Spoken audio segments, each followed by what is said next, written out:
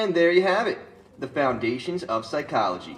So that does it for today's lesson on how psychology came to be. I will see you guys tomorrow. We're going to be talking about some guy named Sigmund Freud.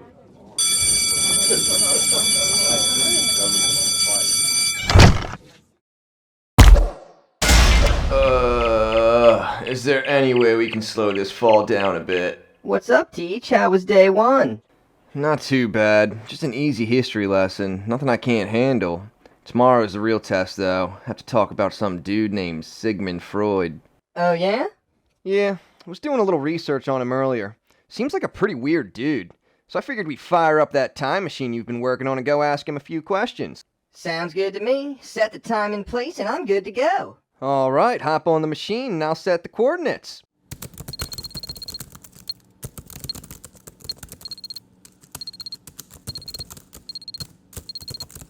Woohoo! Alright, baby, let's do this!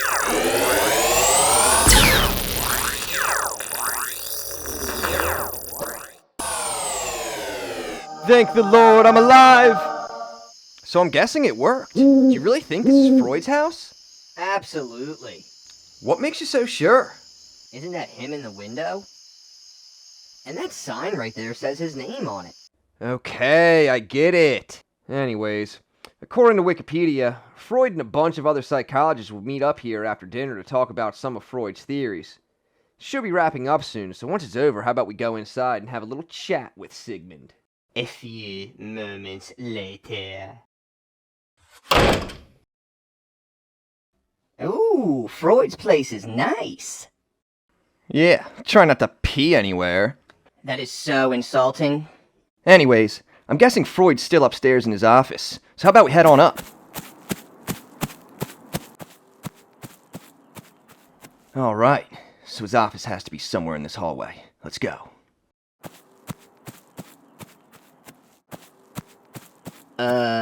This guy's got a real weird way of decorating. Come on, focus, Stark. Sorry, jeez. Alright, so we need to find his office. Where could it be? Right there maybe? What makes you so sure? Are you serious? It says his name right there. Alright, leave me alone. It's been a long day. Anyways, you ready to go in? Let's do it. I cannot believe that Alfred Adler, coming into my house, trying to disprove my theories, then telling me I have some sort of superiority complex. The nerve of that man. Who are you two? Did Adler send you? No. Calm down, Mr. Freud. My name is Tim, and this is my pet dog, Stark. You know I hate when you call me that. Okay, so, anyways, we're from the future. Yes, go on. So this is my first year teaching psychology, and I'm sort of learning as I go. Tomorrow I have to talk all about you, and to be quite honest, man, when I Google you... The Google? Yeah, it's like this online search engine thing. Anyways, when I search you, some weird stuff comes up, so I figured I'd take my dog's time machine to come ask you a few questions in person. So if you have a few minutes for a Q&A session, it would be much appreciated. I suppose so, but you must leave before Martha comes home. She does not like when my friends stay over too late. Alright, perfect. So I'll just start asking away then. Stark, list please. Why does your theory place a huge emphasis on the... Never mind. Alright, let's just forget about the list. Alright, man. So like I said, I have to talk about you tomorrow in class. Mm-hmm. So I see where you're coming from with the whole id, ego, and superego thing, and how our ego is constantly using defense mechanisms in order to protect us from anxious thoughts. That sort of makes sense to me. Yes, psychoanalysis. It is good stuff. Yeah, sure. But after reading about that, I scrolled to the next section of the Wikipedia article, and it started talking about the psychosexual stages of development, and there you completely lost me. And why might that be?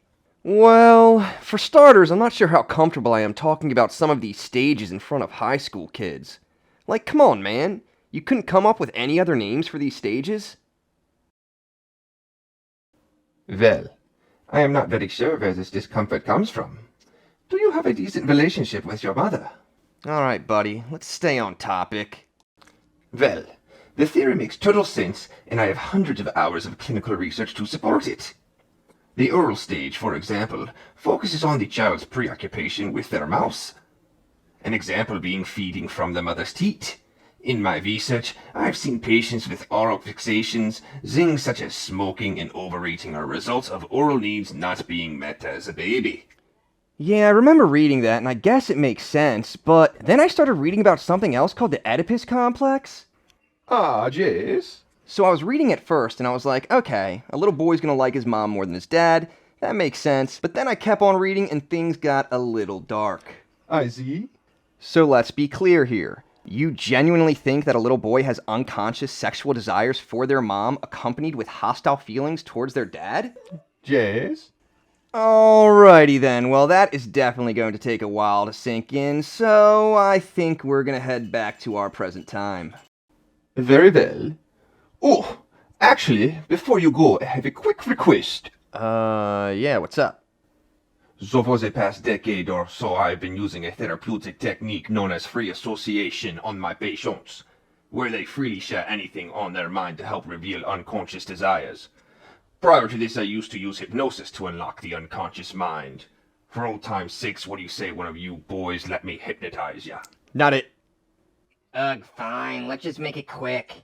My Chewy order arrived hours ago. Sleepy, sleepy. You are getting sleepy. You are asleep. Whoa, cool. So what's going on exactly? He is currently face to face with his unconscious mind, up against all of his repressed thoughts. Ah, cool.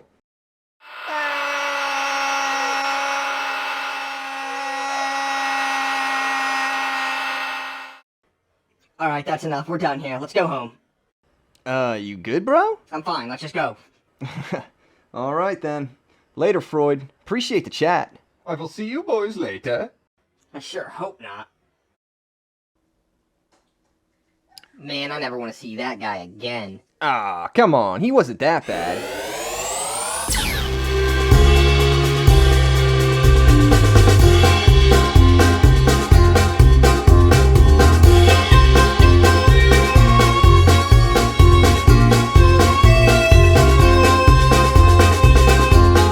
On the next episode of Get Psyched Adventure.